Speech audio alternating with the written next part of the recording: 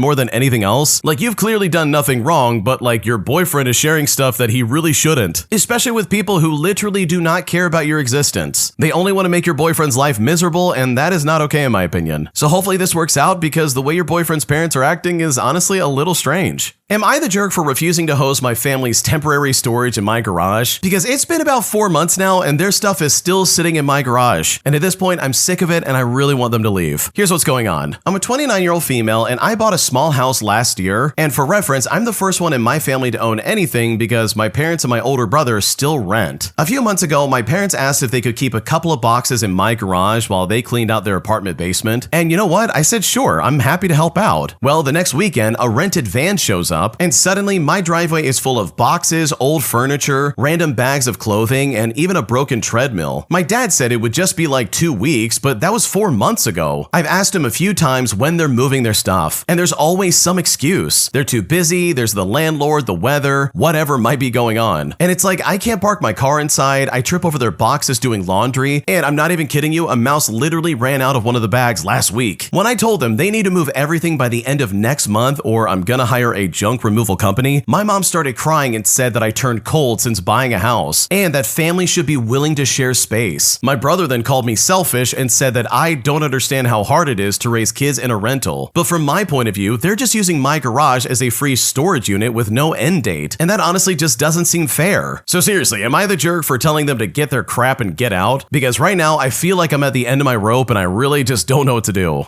Okay, dude, you are absolutely not the jerk. These people are definitely taking advantage of you. Anytime anyone's trying to be like, oh, you just don't know how hard it is. You need to help family out. You have a house and that means we get to share your space. It's like, dude, what are we talking about right now? Like, bro, this is not your property. This is my property. Since when do you have any say over it? Like, what are we talking about? And I've got to give it to the original poster here. Dude, you are way more patient than I am. 4 months? Like, you waited 4 months? Like, my God, I would have waited 1 month tops and then been like, okay, I'm gonna gonna put your stuff on the curb and I really hope you get it. Because holy crap, these people have junk all over the place. And I think initially you were probably thinking like, okay, it's probably not that much. There's probably only like a couple of boxes I need to deal with. It's probably not that much. But then here they are taking all their crap and throwing it in your garage. So now you can't even use your garage. Your car's not going in there. Your own storage is not going in there. Like literally they've hijacked it and said, okay, job's done. So no, it's time for them to move out. Like literally, unless they're gonna start paying you, which even then I would be hesitant. Like honestly, it's time for them to move because their attitude is weird and their entitlement is absolutely uncalled for. Am I the jerk for snapping back at my relatives who openly mock me about my unemployment and now end up calling me arrogant when I don't laugh at their jokes anymore? Because right now this is causing a lot of stress for my elderly parents and at this point I just don't know how to handle this. Here's what's going on. I'm a 24-year-old male and I'm an app developer. After 2 startups that I worked at ended up shutting down due to funding issues, I was jobless for a few months this year. Every family gathering, my relatives openly taunt me by saying, "Why are you working at startups? When will you do a proper job?" And for them, a proper job is when you work at a multinational corporation. They also kept telling my parents to force me to get a master's degree or a government job even though they know nothing about tech. They also taunted my parents behind my back saying that he doesn't have work and how are you going to buy a new house and all that stuff. And for reference, my dad is retiring soon, so my parents are stressed and vulnerable. Well, I now have a stable job again, and at family events when the same relatives make their usual jokes about my career, I give very short, sharp replies. But when I do this, they get offended and complain to my parents that I've become rude and arrogant. My parents scold me lately saying that I should just laugh it off or I need to stay quiet because they're elders and that I'm creating unnecessary tension in the family. I feel I'm just refusing to be their punching bag anymore, but my parents think I'm being disrespectful and that I should keep the peace even if the jokes are at my expense. So am I the jerk for answering back instead of smiling and taking the taunts like before? Because right now I really just don't know what to do.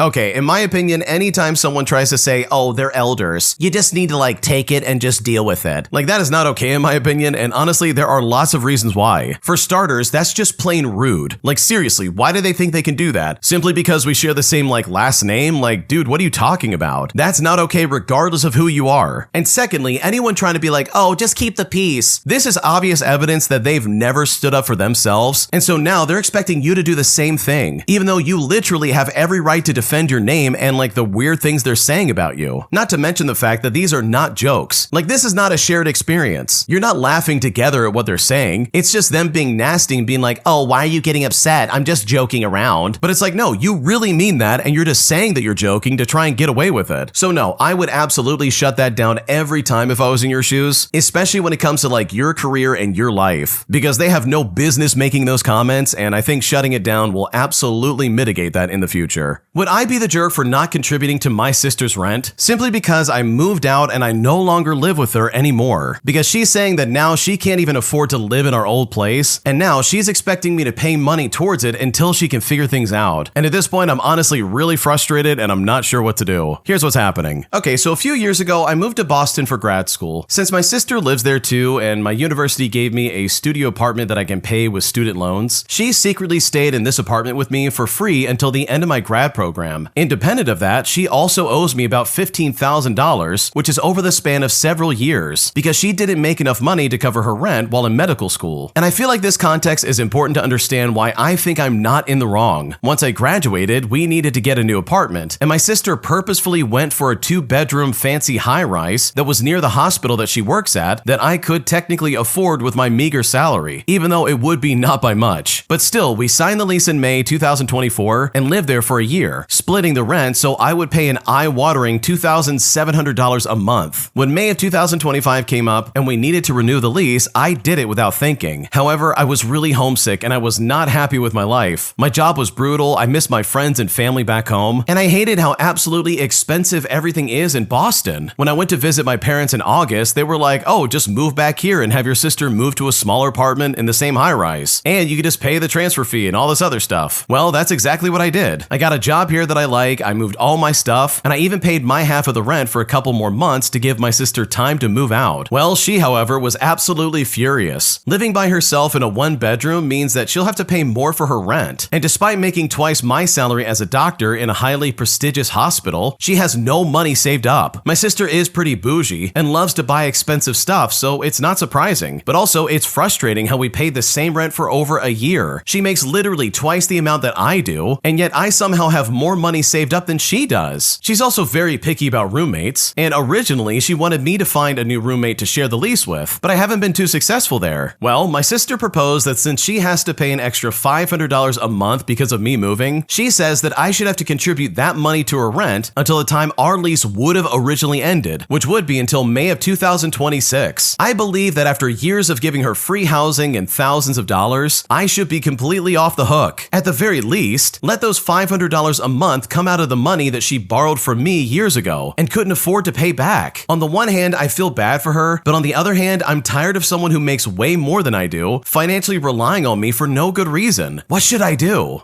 Okay, first off, no, you would not be the jerk for not paying this. Your sister's being lazy and this is not your problem. Like, yeah, she lives in a high-rise and she has to pay all this money towards rent. And I'm willing to bet you didn't just get up and leave all of a sudden. Like, you probably gave her some kind of notice and said, hey, okay, I'm leaving, I gotta go. See you later. Time for you to find a new roommate. Plus, you've also tried to help her find somebody, but she's way too picky. So at that point, it's almost like, okay, dude, well, this is completely on you. Because you've moved out, you've moved on with your life, you moved back home, and you're somewhere that you enjoy. So for her to ask more money out of you is just crazy to me. Because guess what? You really are off the hook. You do not have to give her a single cent. Like, this is not your problem in the slightest. Especially when we're talking about someone who literally makes twice as much as you do. Like, holy crap, she basically wants you to fund her lifestyle while not making any changes to budget or save money herself. So no, you would not be the jerk if you chose not to contribute to this crap. Because in my opinion, I think your sister's being very selfish and she's asking way too much out of you. When you subscribe, make sure to hit the bell to turn on notifications. To finish listening to all the stories, check out the playlist at the top of the description. And if you like Am I the Jerk, make sure to subscribe to Am I the Genius. Everything will be linked down below in the description.